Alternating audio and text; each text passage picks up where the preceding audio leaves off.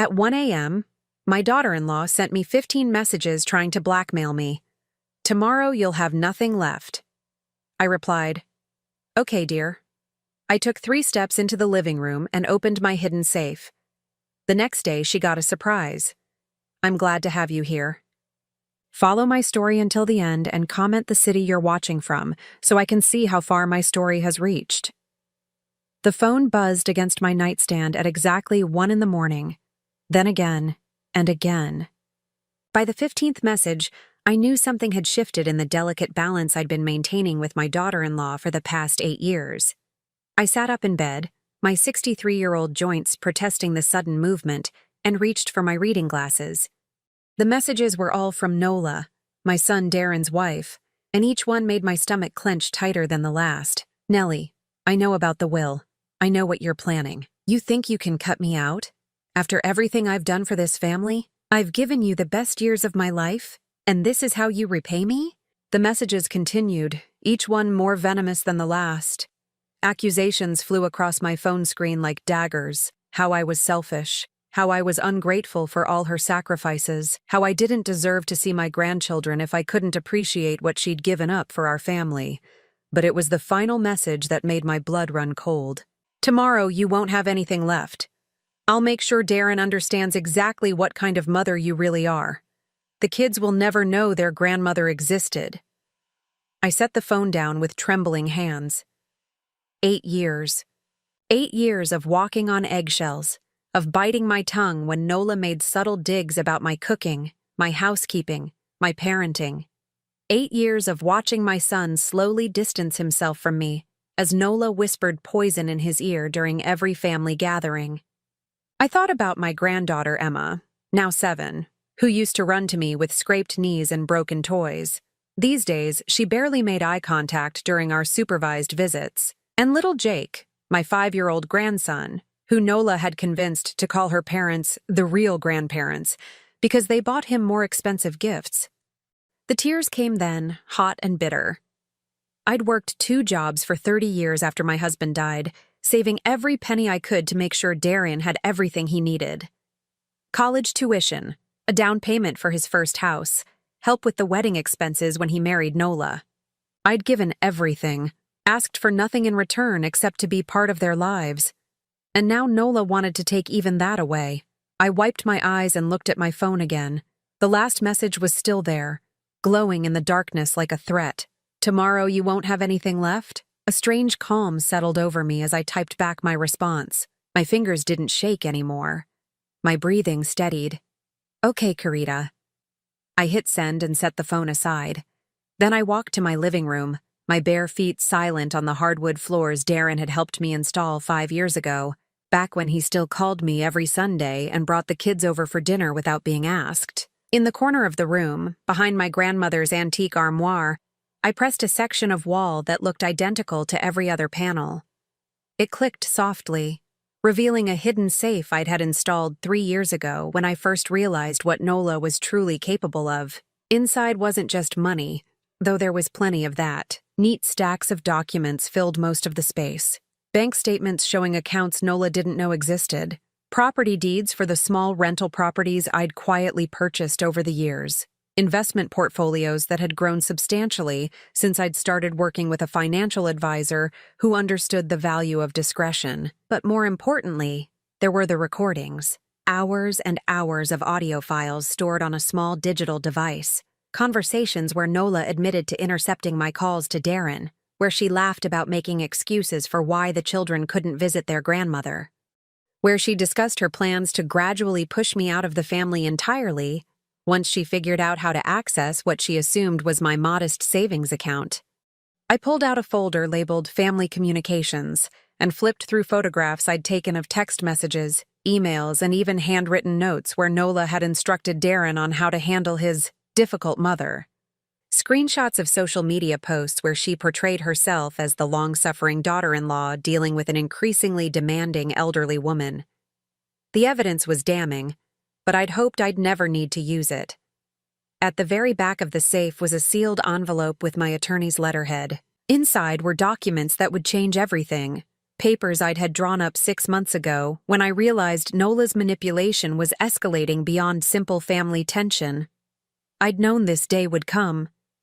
Nola had been circling like a vulture ever since she'd overheard me talking to my financial advisor about updating my estate planning. She'd assumed, like everyone else, that my modest lifestyle meant modest savings.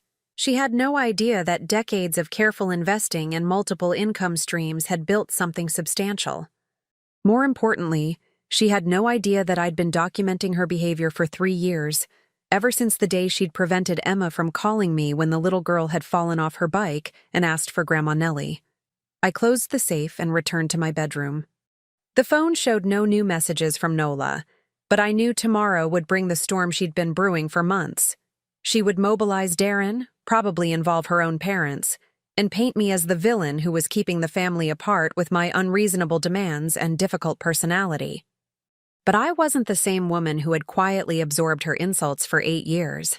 I wasn't the grieving widow who had been so grateful to see her son happy that she'd overlooked the warning signs. I wasn't the grandmother who would sacrifice her dignity for stolen moments with children who were being taught to see her as a burden. Tomorrow, Nola would discover that threatening someone means nothing when they have nothing left to lose, and everything to gain. The morning after Nola's threats, I sat at my kitchen table with a cup of coffee and the folder of evidence I'd been collecting for 3 years. Each document told a story of calculated manipulation that would have impressed a psychology textbook. It started small, the way these things always do. The first recording was from 18 months after Darren and Nola's wedding. I'd been invited to Sunday dinner, and while helping in the kitchen, I'd overheard Nola on the phone with her sister. She just hovers, you know. Like, I get that she's lonely since her husband died, but I didn't sign up to be Darren's mother's entertainment committee. I swear she finds excuses to call every other day. I'd been calling twice a week to check on them, something I'd done with Darren since he moved out at 18. But listening to Nola's irritated tone, I realized my concern was being reframed as neediness. The second recording came 6 months later. This time, I'd arrived early to babysit Emma while they went to dinner. Nola was upstairs, talking to someone on her cell phone, her voice carrying through the thin walls of their starter home. I told Darren we need to set boundaries. His mother acts like she has some kind of right to our children. Yesterday she brought Emma a book without asking me first. I mean, what if I didn't approve of the content? She's not the parent here. The book had been Charlotte's Web, the same story I'd read to Darren when he was Emma's age. I'd found my old copy in the attic and thought she might enjoy it. Instead, it had become evidence of my overstepping. But it was the third recording that made me realize I needed to start documenting everything systematically. I'd been at their house for Emma's 4th birthday party. The guest list included Nola's parents, her sister's family, and several of their friends. I was the only representative from Darren's side of the family, though my late husband's sister lived just 2 hours away and had asked multiple times about visiting.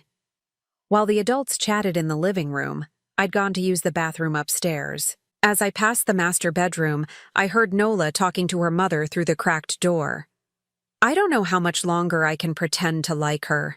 She's so awkward at parties, and she always brings those homemade gifts that look cheap next to what normal people give. Emma's getting old enough to notice the difference. "Well, honey," her mother replied, "maybe it's time to start limiting contact. Children need consistency, and if she's making you uncomfortable in your own home." Exactly. And Darren's so loyal to her, but I think I can help him see that we need to prioritize our immediate family. The kids need stability, not some needy grandmother who doesn't understand modern parenting. That night, I went home and bought the digital recording device. I told myself it was just temporary, just until I could figure out how to address the situation directly with Darren. But as the months passed, the evidence mounted, and each conversation revealed new layers of Nola's strategy. She was masterful at rewriting history. When I brought up plans we'd made weeks in advance, she'd claim I'd misunderstood. When I offered to help with childcare, she'd mention how tired I looked, how maybe I should focus on taking care of myself. When the children asked about visiting Grandma Nellie's house, she'd redirect them to activities with her parents, who lived in a larger home with a swimming pool and expensive toys. The most damaging recording came last Christmas.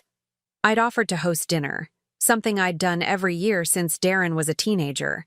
But Nola suggested we alternate years, and this was her parents' turn. I'd agreed, hoping to keep the peace, and showed up with my traditional homemade pies and carefully wrapped presents. What I didn't know was that I'd arrived during a family conference call with Nola's extended relatives. My phone, sitting in my purse near the speakerphone, captured everything. "Darren's mother is here," Nola announced to the voice on the other end. "She brought those pies again. I swear she thinks we can't afford bakery desserts." "Oh, the controlling one you've mentioned?" replied what sounded like Nola's aunt. "The one who's always giving parenting advice? That's her. She keeps talking about how things were different when Darren was little, like I should follow her ancient methods. Yesterday, she suggested Emma might be getting too much screen time. Can you believe that?" I'd never given parenting advice. The screen time comment had been a casual observation about how quickly children adapted to technology, meant as a compliment to Emma's intelligence. "You need to nip that in the bud," the aunt continued. "My friend dealt with an overbearing mother-in-law for years. It nearly destroyed her marriage. These older women don't understand boundaries." "I know. I'm working on it." Darren's starting to see how her constant presence affects our family dynamic. "I think by next year, we'll have a much healthier distance." The conversation continued for another 10 minutes, with Nola painting me as an intrusive, outdated burden who couldn't accept that her son had moved on. She shared twisted versions of innocent interactions, turning my attempts to be helpful into examples of manipulation. But the most chilling part came when her father joined the call. "Maybe you should start documenting these incidents," he suggested. "If she ever tries to claim she has rights to see the grandchildren, you'll need evidence of her inappropriate behavior." "Already ahead of you, Dad. I've been keeping a record of every time she oversteps, just in case." That's when I realized Nola wasn't just trying to distance me from the family. She was building a case against me, preparing for the day when she could justify cutting me off entirely. The irony wasn't lost on me. While she was documenting my supposed transgressions, I was recording her actual manipulation. While she was painting me as the villain in her story, I was collecting evidence of her calculated emotional abuse. Over the next 2 years, the pattern became clear. Every invitation came with conditions. Every interaction was scrutinized and reframed. Every attempt I made to maintain a relationship with my son and grandchildren was twisted into evidence of my selfishness.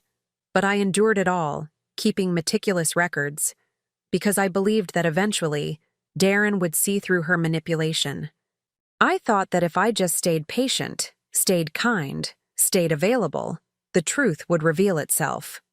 Last night's messages proved how naive I'd been. Nola wasn't planning to gradually distance me from the family. She was preparing to eliminate me entirely, and she was confident enough in her manipulation to issue ultimatums. She had no idea that while she'd been playing games, I'd been building a case that would expose not just her lies, but the systematic way she'd poisoned my relationship with my son. The phone rang, interrupting my memories. Darren's name appeared on the screen, and I knew the real battle was about to begin. The phone call from Darren came at exactly 9 in the morning, just as I was finishing my second cup of coffee. His voice was strained, careful, like he was reading from a script. "Mom, we need to talk. Can you come over this afternoon?" I could hear Nola in the background, her voice a low murmur that I couldn't quite make out, but the tone was unmistakably coaching. This wasn't my son calling for a casual chat. This was the opening move in Nola's carefully orchestrated campaign. "Of course, sweetheart. Is everything all right?" There was a pause, and I could almost see him looking to Nola for guidance. "We just think it's time we had an honest conversation about family expectations, about boundaries." Boundaries. That was Nola's favorite word, right after toxic and manipulation. Over the years, I'd heard her use these terms to describe anyone who didn't fall in line with her vision of how relationships should work. "I'll be there at 2, I told him, keeping my voice light and agreeable. "Should I bring anything?" "No, Mom. Just come ready to listen, okay?" After he hung up, I sat in my kitchen and felt something I hadn't experienced in years, a strange sense of relief. The waiting was over. the careful dance of pretending everything was normal could finally end. I spent the morning organizing the evidence I'd collected, selecting the most damning recordings and documents, not to attack, but to defend myself when the inevitable accusations came. I knew Nola well enough by now to predict exactly how this conversation would unfold. At exactly 2 o'clock, I knocked on the door of the house I'd helped them buy. Nola answered, her smile bright and artificial, the same expression she wore when posting family photos on social media. "Nellie, come in, come in. Can I get you some tea?" The formality was new. For 8 years, she'd called me Mom, at least when Darren was around. The shift to my first name was deliberate, a subtle way of establishing that I was no longer considered family. Darren sat at their dining room table, papers spread in front of him. I recognized some of them. Financial documents related to my estate planning that I'd shared with him months ago, back when I still believed in transparency and trust. "Sit down, Mom," he said, not quite meeting my eyes. "Nola and I have been talking, and we think there are some things we need to clear up." I sat across from them, noting how they'd positioned themselves on the same side of the table, a united front against the common enemy. Nola reached over and squeezed Darren's hand, a gesture of support that looked loving but felt calculated. "We want you to know that we appreciate everything you've done for our family," Nola began, her voice sickeningly sweet. "But we're concerned that some of your recent behavior has been putting strain on our relationship." Recent behavior. I almost laughed. The most recent thing I'd done was bring Emma a book about dinosaurs because she'd mentioned liking them during our last supervised visit 3 weeks ago. "I'm not sure I understand," I said carefully. Darren shifted uncomfortably and pulled out a piece of paper. It was a list, typed and formatted like a legal document. "We've been documenting some incidents that we think show a pattern of boundary crossing." I listened as he read from Nola's carefully constructed narrative. According to their version of events, I was guilty of showing up unannounced. This referred to the time I'd stopped by to return a casserole dish and stayed for 10 minutes. I was accused of questioning their parenting decisions. Apparently, my comment about Emma being so smart had been interpreted as criticism of their educational choices. I was charged with trying to manipulate the children against their parents. This stemmed from telling Jake a story about his father as a little boy. Each accusation was a masterful distortion of innocent interactions, twisted to paint me as an intrusive, boundary-crossing grandmother who couldn't accept her reduced role in the family. "Furthermore," Nola continued, taking over when Darren seemed to struggle with the more venomous accusations, "we've noticed that you seem to be using money to try to maintain control over our family. The constant gifts, the offers to pay for things we haven't asked for, the way you bring up your financial contributions to our life together. This was rich, coming from someone who had specifically asked me to help with their mortgage when Darren's hours were cut 2 years ago. I'd never mentioned that contribution since, but apparently, my existence was reminder enough of their dependence. "We think," Darren said, his voice growing stronger as he warmed to the script, "that you need to step back and let us be our own family. The kids are getting confused about who's in charge, and Nola feels like she can't be comfortable in her own home when she's constantly being judged." I looked at my daughter-in-law, this woman I'd welcomed into our family with open arms, who had slowly but systematically destroyed my relationship with my son. She met my gaze with manufactured sadness, playing the role of the wounded victim perfectly. "I love you, Nellie," she said, and I marveled at how sincere she could sound while delivering a knife to my heart. "But I need to protect my children and my marriage. We think it would be best if we took a break from regular contact, maybe holiday cards, occasional phone calls, but no more weekly visits or spontaneous drop-ins." The room was silent except for the tick of the grandfather clock in the corner, another gift I'd given them for their 5th anniversary. I could see Emma's backpack by the front door, probably full of the school supplies I'd bought her last month when she mentioned needing new folders. "And if I don't agree to these new terms?" I asked quietly. Nola and Darren exchanged a look, and I saw the steel beneath her concerned expression. "Then we'll have to consider more permanent boundaries," she said, "for the sake of our family's mental health." "More permanent boundaries," She meant cutting me off entirely, exactly as she'd threatened in her midnight messages. This whole conversation was just a formality, a way to make Darren feel like they'd tried to work things out before taking drastic action. I looked at my son, this man I'd raised single-handedly after his father died, who had once called me his hero and his best friend. He was staring at his hands, unable to meet my eyes, but nodding along with his wife's ultimatum. "I understand," I said finally, and I saw relief flood Nola's face. She thought I was capitulating, accepting exile from my own family. "We knew you'd understand," she said, reaching across the table to pat my hand in a gesture that felt like dismissal. "This is really for the best. You'll see." "Yes," I agreed, standing up slowly. "I think I will see. In fact, I think we should make this official. Would tomorrow morning work for you? Say 10 o'clock at my attorney's office?" The color drained from Nola's face. "Your attorney?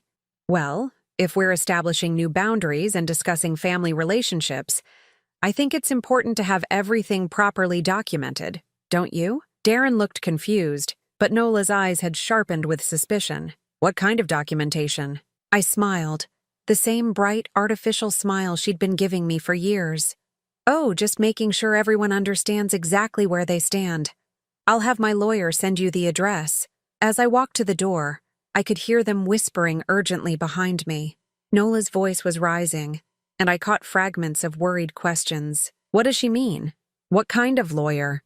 Do you think she's going to try to sue us?" I let myself out without another word, leaving them to stew in their uncertainty. For 3 years, I had endured their manipulation, documented their abuse, and planned for this moment.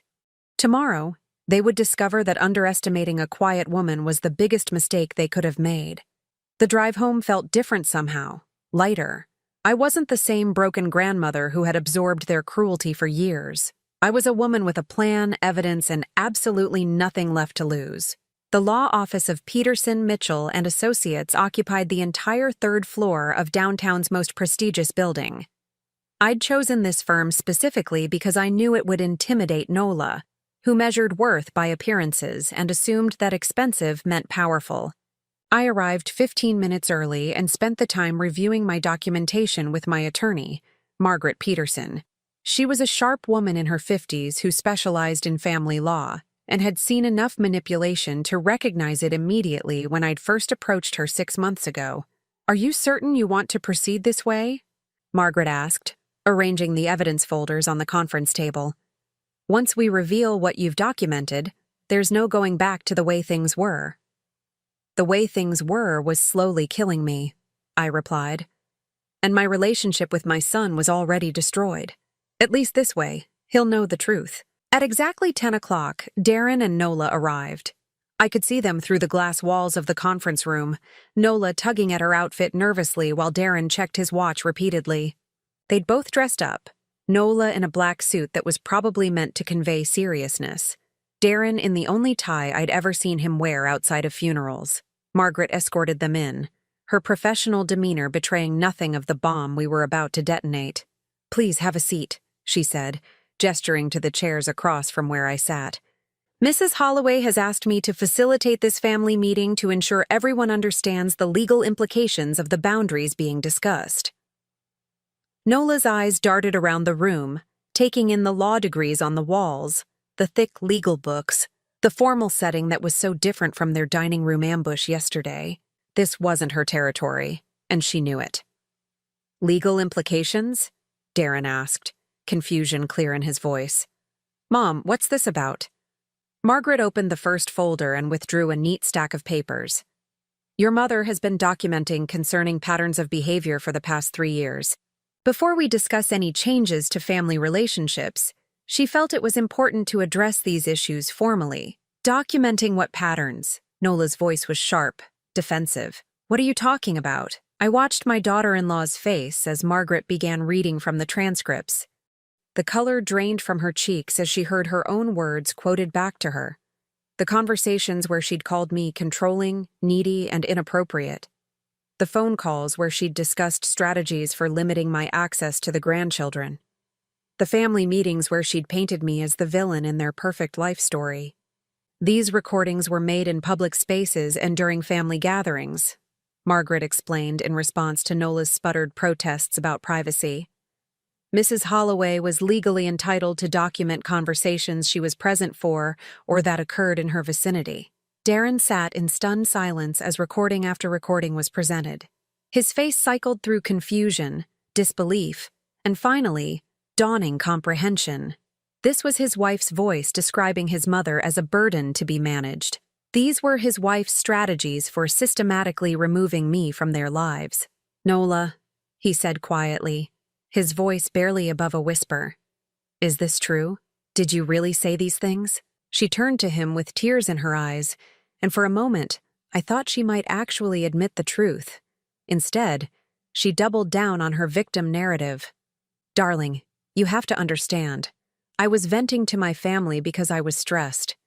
Your mother was putting so much pressure on me and I didn't know how to handle it. Everyone needs to vent sometimes." "Venting is one thing," Margaret interjected smoothly. "Systematic campaigns of alienation are another. Let me share some additional documentation." The next folder contained screenshots of text messages and emails. Messages where Nola had instructed Darren on what to tell me when I called. Emails where she'd coordinated with her parents to ensure their family events conflicted with mine. Text conversations where she'd coached him on how to make me feel unwelcome without being obviously cruel. But it was the financial documentation that made Darren's hands shake. "Your mother has also documented the financial support she's provided to your family over the past 8 years, Margaret continued. "Mortgage assistance totaling $28,000, childcare expenses of approximately $15,000, educational supplies, clothing, and gifts for the children amounting to another $12,000. This doesn't include the down payment assistance for your home purchase or the wedding expenses she covered." I watched Nola's face as the numbers were read aloud. She'd convinced Darren that my contributions were minimal, that I was exaggerating my sacrifices to maintain control. The detailed records painted a very different picture. "Mom," Darren said, looking at me with something approaching horror. "I had no idea it was that much. Nola said you'd only helped with a few thousand here and there." "There's more," Margaret said, opening the final folder. "Yesterday's meeting wasn't the first time Mrs. Nola has attempted to manipulate family finances.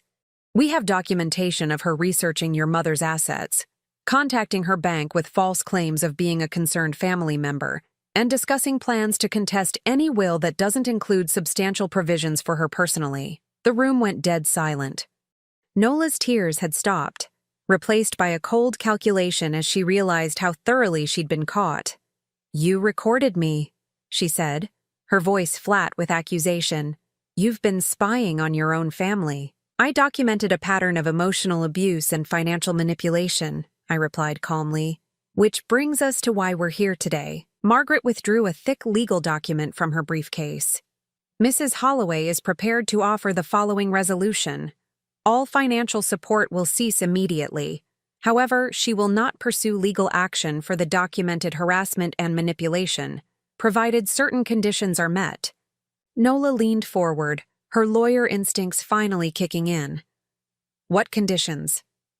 "First, all lies and distortions about Mrs. Holloway's character must be publicly corrected. Any family members who have been told false stories about her behavior must be informed of the truth." "That's humiliating," Nola protested. "Not as humiliating as having these recordings played for the entire extended family," Margaret replied smoothly. "Second, visitation with the grandchildren will be restored to the schedule that existed before the systematic alienation began." "And if we don't agree?" Darren asked, though he was looking at his wife rather than me. "Then Mrs. Holloway will pursue all legal remedies available to her, including restraining orders for harassment, demands for repayment of financial support obtained under false pretenses, and documentation of parental alienation that could affect future custody considerations should your marriage encounter difficulties." The threat hung in the air like smoke. Nola understood immediately that her carefully constructed world was crumbling. Not only was her manipulation exposed, but her future security was in jeopardy. "This is blackmail," she said finally. "No," I said, speaking for the first time since the meeting began. "Blackmail is what you did to me last night. This is consequences." Darren was staring at the table, processing everything he'd heard. When he finally looked up, his eyes were filled with shame and something that looked like grief. "Mom, I'm so sorry. I had no idea. I believed." "You believed the woman you loved," I said gently. "That's not something to apologize for. But now you know the truth." The silence stretched until Margaret cleared her throat. "I'll need an answer by Friday. Mrs. Holloway has been patient for 3 years, but her patience has limits." As we prepared to leave, Nola made one last desperate attempt to regain control. "You'll regret this, Nellie. You'll lose your son forever." I turned to look at her, this woman who had systematically destroyed my family while playing the victim. For the first time in 3 years, I wasn't afraid of her threats. "I lost my son the day he married you," I said quietly, "but maybe now I can find him again." The call came Thursday evening, just 24 hours before Margaret's deadline. Darren's number appeared on my phone, and I hesitated before answering. After what had been revealed in that conference room, I wasn't sure what to expect from my son. "Mom." His voice was rough, like he'd been crying. "Can I come over? Alone?" "Of course, sweetheart." When he arrived 30 minutes later, he looked like he'd aged years in the 3 days since our meeting with Margaret. His clothes were wrinkled, his hair disheveled, and there were dark circles under his eyes that reminded me of the sleepless nights he'd endured as a colicky baby. He sat on my couch, the same spot where he used to curl up with me for bedtime stories, and buried his face in his hands. "I've been going through everything," he said without looking up. "All the times you tried to call and I was too busy. All the events you weren't invited to because Nola said you wouldn't enjoy them. All the stories she told me about things you supposedly said or did." I waited, letting him work through the revelation at his own pace. "She played me, Mom. For 8 years she played me like a violin, and I was too stupid to see it." "You weren't stupid," I said gently. "You were in love with someone who was very good at manipulation." He finally looked up, and I saw my little boy in his tear-filled eyes. "Remember when Emma was 3, and you brought her that dollhouse you'd made? Nola told me you'd said Emma's toys weren't good enough, that you were trying to show us up with expensive gifts." I remembered. I'd spent weeks crafting that dollhouse from scratch, painting tiny furniture and sewing miniature curtains because Emma had mentioned wanting one like the picture in her favorite book. "I never said anything like that." "I know that now. God, Mom, I know that now." He pulled out his phone and showed me a text message. "Look what I found when I went through her old messages." The text was from Nola to her sister, dated the day after I'd given Emma the dollhouse. "Darren's mom brought Emma this elaborate homemade dollhouse today. It's actually pretty amazing, but I told Darren she was being condescending about our store-bought toys. I need him to start seeing her as the problem, not the solution."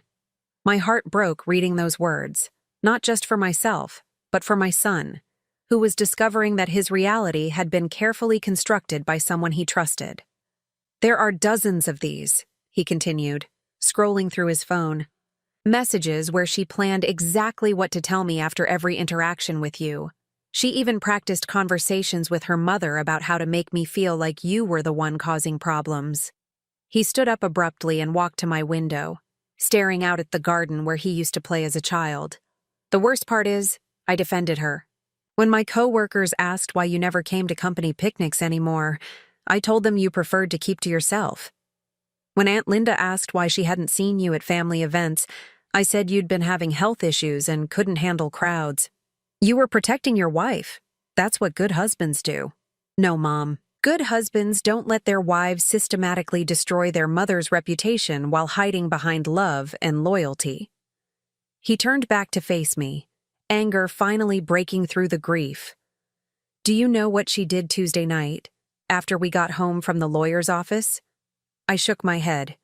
She tried to convince me that you'd somehow manipulated the recordings, that you'd edited them or taken things out of context. When I pointed out that there were hours of continuous audio, she said you'd probably been recording private conversations for years, violating our privacy. The irony was staggering. After years of documenting my supposed transgressions, Nola was now outraged that I'd documented her actual manipulation. What did you tell her? I told her I needed time to think. And I've been thinking, Mom. I've been thinking about everything. He came back to the couch, sitting closer this time. I remembered things I'd forgotten, like how you used to call every Sunday until suddenly you stopped. Nola said you'd gotten too busy with your own life. But now I realize she probably intercepted those calls. She did. I have recordings of her telling people she was screening your calls to protect your family time. Darren's jaw clenched. And the kids. Jesus, Mom, what she did to the kids. This was the part I'd been dreading. The systematic alienation hadn't just targeted me, it had shaped how my grandchildren saw their family structure. Emma asked me yesterday why Grandma Nellie never comes to her school events like Nola's parents do. I told her you were always invited, and she looked at me like I was lying. She said Mommy told her that some grandparents are too busy with their own lives to care about children. The pain in his voice was raw, and I felt tears burning behind my eyes. This was what Nola's manipulation had cost us, not just my relationship with Darren, but his children's understanding of love and family. There's more, he continued, his voice dropping to almost a whisper. I found her diary. I wasn't sure I wanted to hear this, but I could see he needed to tell me. She's been planning this for 2 years, Mom. Not just pushing you out, but positioning herself to inherit everything when you die. She researched elder abuse laws, looking for ways to prove you were mentally incompetent. She contacted Adult Protective Services with false reports about your living conditions. My blood went cold. She what? They came to investigate, remember? Last year, when that social worker showed up asking about your safety and well-being? You thought it was a routine check. But Nola had called in an anonymous tip claiming you were showing signs of dementia and living in unsafe conditions. I remembered that visit. The kind social worker who'd seemed confused about why she was there, since I was obviously healthy and my home was well maintained. She'd left after 20 minutes, but not before asking several pointed questions about my mental state and whether I had adequate support systems. The worker's report is probably still on file somewhere, Darren continued. Nola was building a case for having you declared incompetent so she could control your assets. She wrote about it like it was a business plan. The calculated cruelty was breathtaking. While I'd been grieving the loss of my family, Nola had been systematically laying groundwork to steal my autonomy and my assets. I also found something else in her diary, Darren said, his voice now barely audible. About the house. What about the house? You know how we've been living in that house for 5 years? How we got such a good deal on it because the owner needed to sell quickly. He looked at me with anguish in his eyes. Mom, you bought that house. You've been the owner this entire time. The room seemed to tilt. What are you talking about? The mortgage payments we thought we were making to the bank? They've been going into an account you set up. You bought the house outright and created a fake mortgage system so we could afford the payments and feel independent. Nola figured it out 6 months ago when she tried to refinance. I stared at my son, remembering the day he'd called me. So excited about finding their dream home, but devastated that they couldn't qualify for the loan. I'd worked behind the scenes with my financial advisor to structure a purchase that would give them the dignity of making payments while ensuring they had a stable home for my grandchildren. She's known for 6 months that you own our house, and she's been planning how to get legal ownership transferred to her name. She was going to use the elder abuse claims to prove you'd been manipulating us financially, making us dependent so you could control our lives. The pieces clicked into place, the sudden escalation in Nola's hostility, the ultimatums about family boundaries, the midnight threats about me losing everything. She hadn't just discovered my will, she discovered that I owned their home, and she wanted it. Darren, I said slowly, there's something else you need to know. I went to my safe and retrieved the property deeds. When I returned, I spread them across the coffee table where he could see them clearly. I don't just own your house. I own the rental property where Nola's sister lives. I own the small apartment building where her parents have their unit. I own the commercial space where her father's business operates. Darren's face went white as he processed the implications. For the past 3 years, while Nola has been working to destroy my relationship with this family, she's been living in my properties. Her family has been benefiting from my investments, and her father's business has been operating in my building. I never told any of them because I didn't want money to complicate our relationships. "Oh, God," Darren whispered. "She's going to lose everything." "Not if she agrees to Margaret's terms. I have no interest in making her family homeless. But I won't continue to subsidize people who are actively working to destroy me." The silence that followed was heavy with the weight of 8 years of manipulation finally exposed. My son sat surrounded by the evidence of his wife's betrayal, and I could see him struggling to reconcile the woman he'd married with the calculating predator the evidence revealed. "What happens now?" he asked finally. "That depends on what Nola decides to do. But Darren, whatever happens between you and her, I want you to know that my door is always open for you and the children. Always." He nodded, tears streaming down his face. "I've wasted so many years, Mom. So many moments with you and the kids that I can never get back." "We can't change the past," I said, reaching over to take his hand. "But we can decide what happens next." Friday morning came, and with it, Margaret's deadline. But I already knew what Nola's answer would be.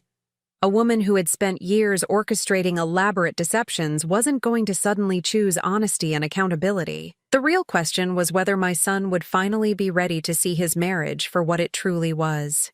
Friday morning arrived gray and drizzling, matching the somber mood that had settled over our family since the revelations began. I sat in Margaret's office, watching the clock tick toward the 10 o'clock deadline we'd given Nola to respond to our terms. At 9:58, Darren arrived alone. His appearance told the story before he said a word. His wedding ring was missing. There were fresh scratches on his arms, and he carried a single suitcase that suggested he'd left in a hurry. "She's not coming," he said, slumping into the chair beside me. "And she's not agreeing to your terms." Margaret leaned forward with professional interest. "Did she provide a response?" Darren laughed bitterly. "Oh, she provided a response, all right. She threw a lamp at my head and told me that if I chose my psychotic mother over my wife, I'd never see my children again." "Where are Emma and Jake now?" I asked, my heart clenching with worry for my grandchildren. "With her parents. She packed them up Wednesday night and drove them there, telling them I was having a mental health crisis and needed time to get better." His voice cracked. "She's poisoning them against me now, the same way she poisoned me against you." Margaret made notes on her legal pad. "Has she filed any legal motions regarding custody?" "Not yet, but she's threatened to. She says she has years of documentation proving I'm an unfit father because I've been unstable about family relationships. Apparently, every time I defended you over the years counts as evidence of my poor judgment." The twisted logic was quintessentially Nola. She'd manipulated Darren into doubting his own perceptions for years, and now his moments of clarity were being reframed as mental illness. "There's something else," Darren continued, pulling out his phone. "She posted this on social media yesterday." He showed us a Facebook post that made my stomach churn. It was a long, emotional essay about how Nola was protecting her children from a toxic grandmother who had been financially manipulating the family for years. She'd painted herself as the brave mother, standing up to an abusive elder who used money to control people's lives. The post had dozens of supportive comments from people who didn't know the real story. Friends and distant relatives expressing outrage on Nola's behalf, praising her courage for setting boundaries with a narcissistic mother-in-law. "She's already started her campaign," Margaret observed. "She's positioning herself as the victim before you have a chance to tell your side of the story." I read through the post again, marveling at how skillfully Nola had woven truth and lies together. Yes, I had provided financial support to their family. Yes, I had been documenting concerning behavior, but the context and motivations were so distorted that the facts became weapons against me. "What are our options?" I asked. "Legally, we have several paths," Margaret replied. We can pursue the harassment charges based on the documented threats. We can demand repayment of the financial support provided under false pretenses. We can expose the property ownership situation, which would immediately displace her family from their homes. All of those options felt like Pyrrhic victories. Yes, I could destroy Nola financially and socially, but at what cost to my grandchildren? They were innocent victims in this situation, and they'd already lost too much. There's another option, Darren said quietly. I could fight for custody myself. Margaret and I both looked at him with surprise. I've been thinking about this all night, he continued. Nola's pattern of manipulation didn't just target you, Mom. She's been controlling and isolating me for years, too. I have documentation now of her systematic lies, her financial schemes, her attempts to alienate the children from their grandmother. Custody battles are ugly, Darren, Margaret warned, especially when one parent has been building a case for years. She'll claim you're choosing your mother over your children's well-being. Maybe. But I'd rather fight for my kids than abandon them to be raised by someone who thinks manipulation and lies are acceptable parenting tools. I felt a surge of pride for my son. After years of being manipulated and controlled, he was finally ready to fight for what mattered. What would you need from me? I asked. Everything. The recordings, the financial documentation, the property records. I want the court to see exactly who Nola really is and what she's been doing to our family. Over the next several hours, we developed a strategy. Darren would file for divorce and joint custody, using the evidence I'd collected to demonstrate Nola's pattern of manipulation and deception. I would provide character testimony and financial documentation to support his case, but the real battle wasn't going to be fought in court. It was going to be fought in the hearts and minds of two confused children who had been taught that love came with conditions and that family loyalty could be bought and sold. The custody proceedings took 6 months. During that time, I saw my grandchildren exactly twice, both times during court-supervised visits where they sat stiffly beside their mother, clearly coached on what to say and how to behave. Emma, now 8, had developed a nervous habit of looking to Nola for approval before speaking. Jake, at 6, seemed confused about why Daddy lived in a different house and why they couldn't visit Grandma Nellie anymore. But children are more perceptive than adults often realize. During our second supervised visit, Emma asked me quietly, "Grandma, did you really try to steal our house?" "No, sweetheart," I replied carefully, aware that every word was being monitored. "I helped your parents buy your house because I wanted you to have a safe place to live." "But Mommy says you were trying to control us with money." "Sometimes adults disagree about things, Emma. What matters is that you and Jake are loved by many people, and that will never change." Jake, who had been playing with a toy car, looked up suddenly. "I remember when you used to make pancakes shaped like dinosaurs," he said. "Can you make those again sometime?" The supervised visit monitor made a note in her file, but I saw something in Jake's eyes that gave me hope. He remembered. Despite all of Nola's attempts to rewrite history, he remembered the love. The custody hearing itself was a revelation. When Margaret presented the evidence I'd collected, even the judge seemed stunned by the scope of Nola's manipulation. The recordings were particularly damaging, as they showed her admitting to deliberate campaigns of alienation and her plans to financially exploit my family. But it was Darren's testimony that sealed the case. He spoke quietly and honestly about how he'd been manipulated, how his perceptions had been shaped by someone he trusted, and how he'd failed to protect his children from the same manipulation. "I thought I was being a good husband by supporting my wife," he told the court. "I didn't realize I was enabling someone who was systematically destroying my family relationships and teaching my children that love was conditional on obedience." The judge awarded Darren primary custody, with Nola receiving supervised visitation until she completed counseling and demonstrated she could maintain relationships without manipulation or control. The property situation was resolved more quietly. I transferred ownership of Nola's family properties to them at fair market value, financed through reasonable payment plans. I had no interest in making them homeless, but I also wouldn't continue subsidizing people who had actively worked to destroy me. Nola's social media campaign backfired spectacularly when the court documents became public record. The same relatives who had supported her suddenly found themselves questioning what they thought they knew about the situation. But the real victory came 6 months after the custody decision, when Emma knocked on my door carrying a plate of homemade cookies. "Dad said we could walk over and visit if we wanted to," she said shyly. "Jake wanted to ask about those dinosaur pancakes. I invited them in, and we spent the afternoon in my kitchen, making pancakes shaped like all sorts of creatures, while they told me about school and friends and the things that matter to children when adults stop using them as weapons." Darren arrived at dinner time, looking more relaxed than I'd seen him in years. "How did the visit go?" he asked, though the flour on the children's clothes and their excited chatter probably answered his question. "We learned that Grandma Nellie knows how to make pancakes that look like unicorns," Jake announced proudly.